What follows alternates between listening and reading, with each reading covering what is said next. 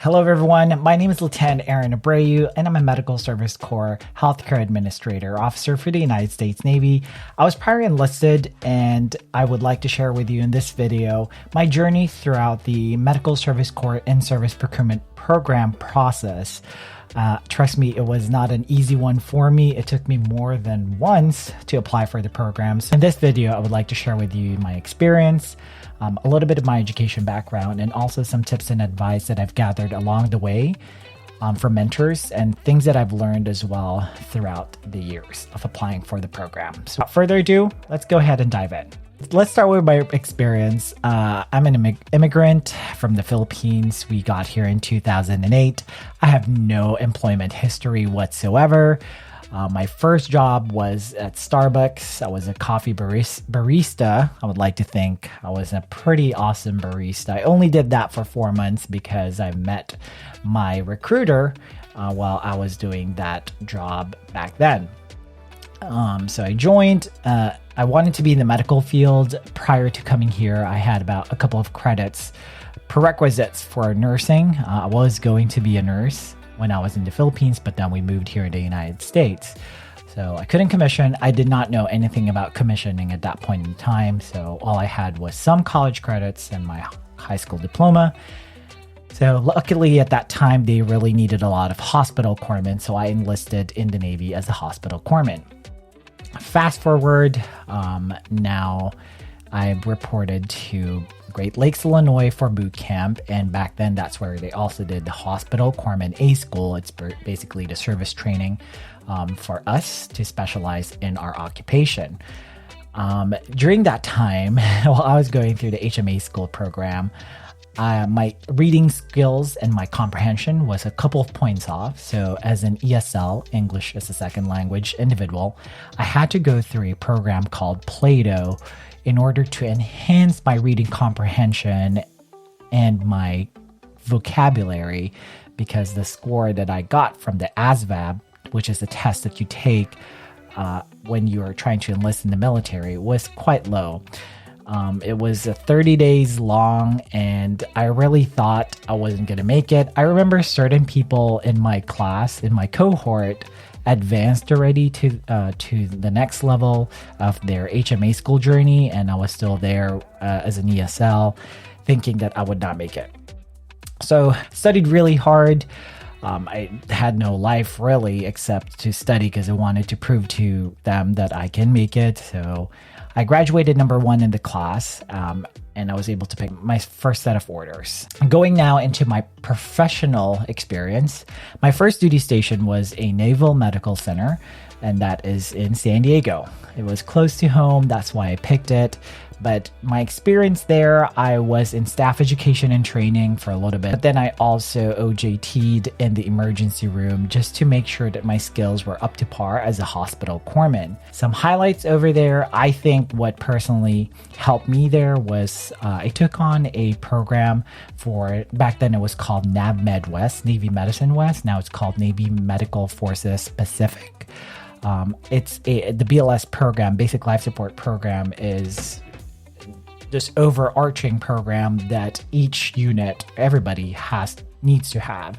So I was overlooking and overseeing. Back then, I didn't think too much of it, but now come to think of it, that's a big program to manage in itself. So that's one thing that I thought was a big highlight in my career there. I also left there as an HM3. And then I moved on to my second duty station, which is 1st Medical Battalion, considered an operational tour, regardless of what you think. My first job there was in the manpower. I got to see the inner workings of how the placement of certain individuals within a battalion and how manning is really important in terms of having a battalion meet its mission. So that was a very interesting thing to see from that perspective. It was also the duty station where I got exposed to a lot of Mustangs who are healthcare administrators who went through the MSC IPP process. And that's when my inquisitive self started to ask, what is a healthcare administrator? What they do? And that's when I started to develop a passion for medicine not directly patient care, but more in behind the scenes.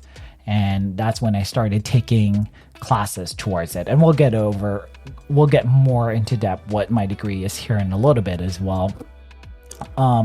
But after a few years in manpower, I then transitioned into the surgical company where I was able to do Alpha Surgical Company, where I was able to deploy in Afghanistan for a couple months. And there I saw a little bit of the operational side of things in terms of the patient tracking aspect as well of what happens. I was also exposed a little bit into the planning process of how a deployment would work. So certain highlights in this specific duty station is the diversity of assignments, the operational aspect, which as we all know now, specifically right now, we're more focusing on the warfighter aspect and the operational side of things. So I think that also contributed to the well-roundedness of myself as a sailor. I would like to think so. I also left there as an HM2. At this point in time in my career in Medical Battalion, I've already submitted 3 times. All 3 times were no's, and it was quite surprising to me because, you know, your command hypes you up and like, you're sailor of the quarter, you're sailor of the year, what's going on? But you know what? I keep pushing, so we move on to the next duty station. My next duty station which has a special place in my heart, is Naval Medicine Training Support Center. I was an instructor at the HMA school in San Antonio, Texas. I really did not know what I was getting myself into prior to coming there. In general, in terms of like teaching, because I didn't think I was competent enough or I had that much experience. But through the help of some mentors and through more studying, I was able to develop myself, because you get to work, we used to work jointly with the Air Force. So the joint aspect is there. You meet the Navy Medicine's mission, which is like the training aspect as well. And also you have this legacy that you leave with the students that you teach as well. So I guess this is my way of saying that if you are a hospital corpsman and you want to give back and you want to have a special tour that will challenge you, take the HMA school. Any command involvement that I did there too was more towards joint, because you're doing it on the Joint Base San Antonio level. So it could really reach not just within your department or director. So it allowed me to grow. That's what I'm trying to say. It allowed me to grow as a leader while I was there in HMA school. Some certain highlights on there are the leadership roles that I took upon, and it's considered it was a challenging tour. I'm not gonna lie. Those times, the time and hours that you put in with teaching and with developing your lesson plans and also doing counselings, it really, I think, developed me as a leader. I left there as a chief hospital corpsman. That's where I met my brothers and sisters in the chief's mess. And I loved it. I loved my whole experience, my 3.5 years in that duty station, and I'm truly, truly thankful for the leaders that I met there. This point in time, after I left this duty station, I've submitted yet again 3 more times. And I'm not gonna lie, it was quite disappointing. It's getting told no 6 times.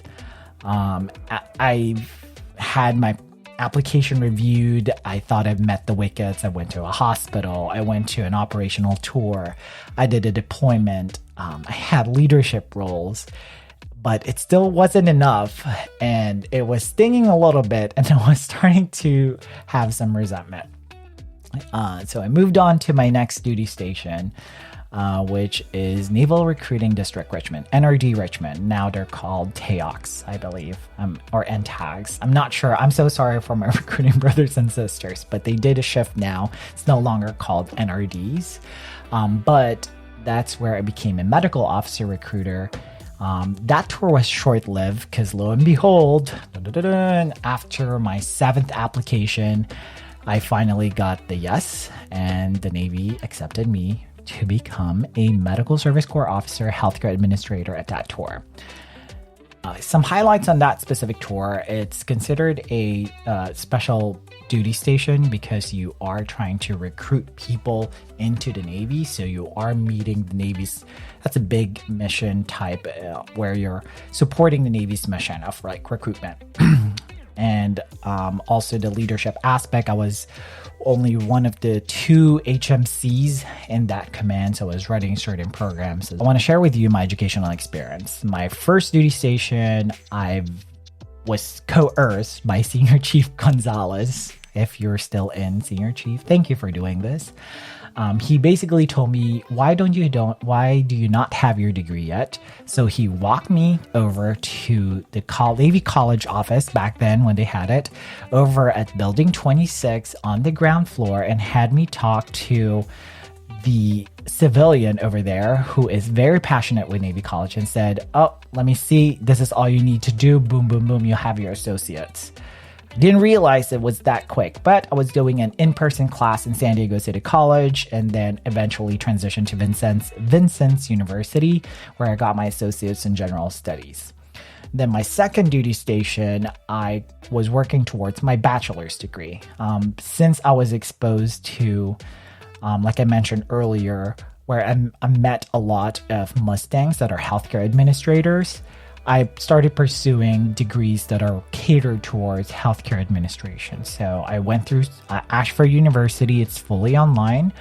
It was very hard then. Back then, online classes were not very widespread as they are now.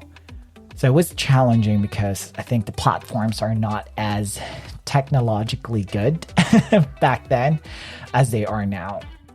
But we survived. I did it while I was in the operational unit. And then finally, on my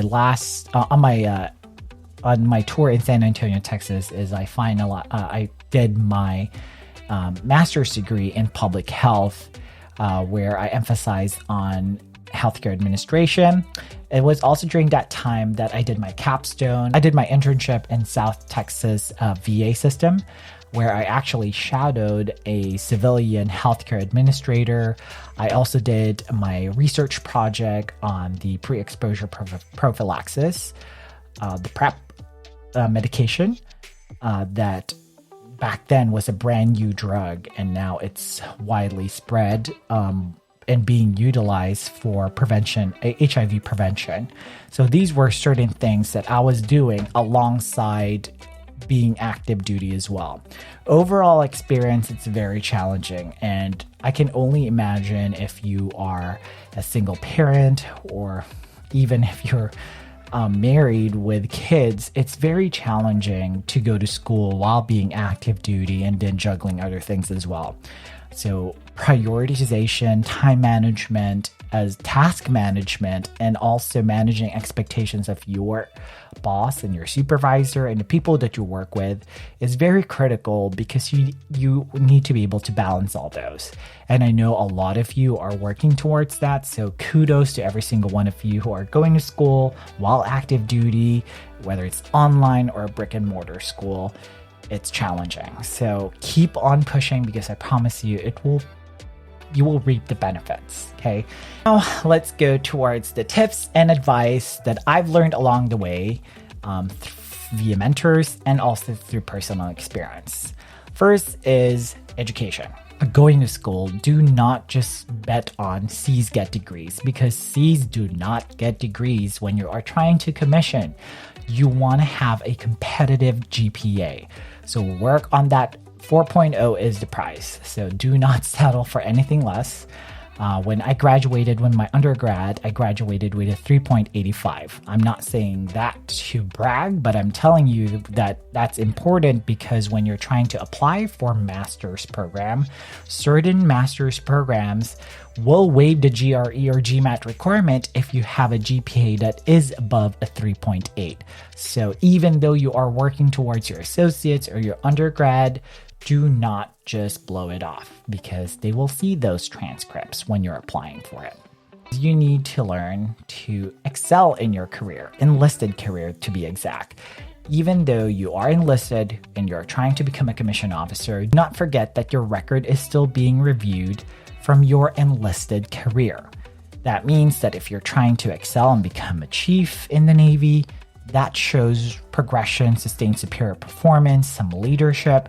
Those are the type of people that we want to be commissioned. I'm not saying you have to be a chief to be commissioned, but if you're tracking towards that, that's a type of individuals that we want to have. Instead, tracking, not already want, right? The next thing that I want to tell you is your experience, especially if you are not in the medical field right now. I can tell you right now that there is not just HMs or hospital corpsmen that are commissioned as healthcare administrators. There are multitudes of rates that got commissioned, from damage controlmen to personal specialists to yeomen to staff sergeants in the Marine Corps. You name it, I think we have them in the medical service corps field. So experience is very important, and you can get this through OJTs, right? And also through internships as well, through your schooling. During these internships, I would also capitalize on actually asking for small projects and small programs that you think will be beneficial towards the type of commissioning pathway that you want. For example, for me, I was a healthcare administrator. So I asked for a project during my internship with the South Texas VA of something that I can do that is aligned towards becoming a healthcare administrator to beef up my resume a little bit. And I was able to work with their customer service relations department and did a project with them. So try to ask for a small task, because this will really expose you to the different facets of the job that you're trying to take on. And experience is beneficial. Not saying it's the overall thing that we look for, but it can definitely help boost up your resume. Next is that you need to network. Network is very important. Networking will help open a lot of doors towards you and introduce you to certain personnel or certain people that might already have an insight towards the MSC IPP process. They might have sat boards before. They may be able to offer some insight of why you're not getting selected, because that's what happened to me. I've been submitting 6 times and I finally met the right individuals. Zai, if you're listening, Mo Taylor, if you're listening. These are certain individuals that allowed me to see a different side of my application and kind of change some a little bit. And they've also introduced me to certain personnel that sat the boards, and I was able to change my application and make it more competitive. Which brings me to my second to the last point. You need to find a mentor. Networking is one thing, but having a mentor that will be honest with you, who won't sugarcoat things and will tell you, these are the things that you need to fix in your application. This is why it's not working. This is why it's not clicking. Definitely look into that. Just 2, maybe 3 mentors, in my opinion. You want to have a well-rounded review of your application and try not to focus on individuals that are within your circle or within your chain of command, because they may have an internal bias already towards you. All they see are the goods that you've been doing, your evals. They already know you as a person. So finding someone who's outside your chain of command and who already has that experience with the process, and finding someone who's also senior within the community that you are talking to, and also find somebody who's not within your community, because this will allow them to see some insights towards your application. The next thing that you need to do is practice. Practice everything. Practice speaking in front of people. Practice your interview skills. Practice writing the letters of recommendation by creating drafts.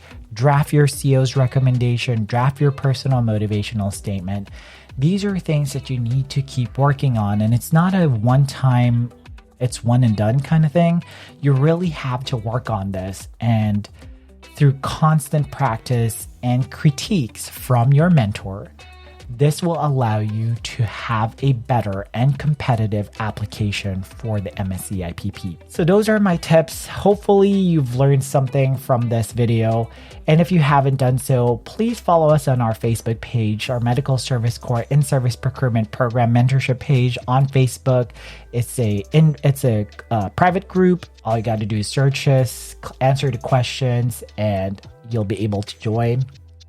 And if you have any questions, I'm available on social media, Instagram, on Facebook. Feel free to send me a message. But I would warn you, I always ask you the questions is if you've researched this already, or if this is your first time talking to someone.